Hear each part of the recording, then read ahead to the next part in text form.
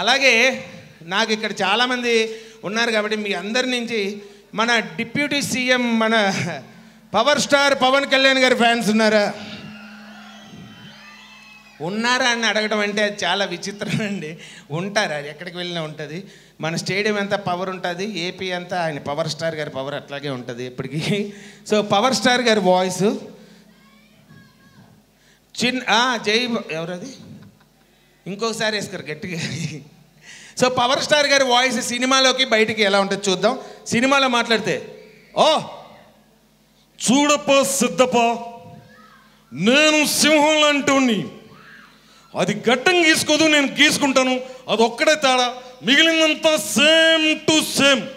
ఏదన్నా last punch మంది అయితే అందులో ఉండే కిక్కే వేరప్ప.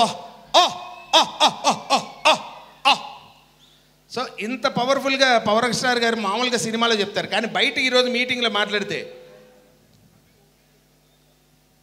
అసలే చీకటి,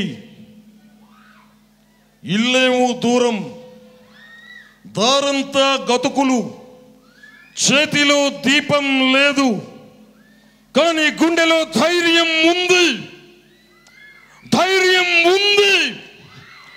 నేను ఎప్పుడూ ఒకటే చెప్తున్నాను, మనలో ఆత్మవిశ్వాసం పెరగాలంటే, మనం ఆరోగ్యంగా ఉండాలంటే ప్రతి ఒక్కరు కూడా చిన్నప్పటి నుంచి ఈ క్రీడలు నేర్చుకోవడం అనేది చాలా అవసరం.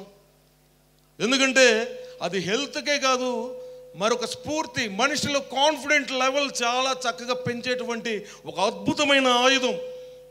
అలాంటి ఒక క్రీడల్ని ఈరోజు ఇక్కడ ఏర్పాటు చేయడం, రాష్ట్ర యంత్రాంగం అందరూ కూడా ఇక్కడ ఉండడం నిజంగా చాలా సంతోషంగా ఉంది.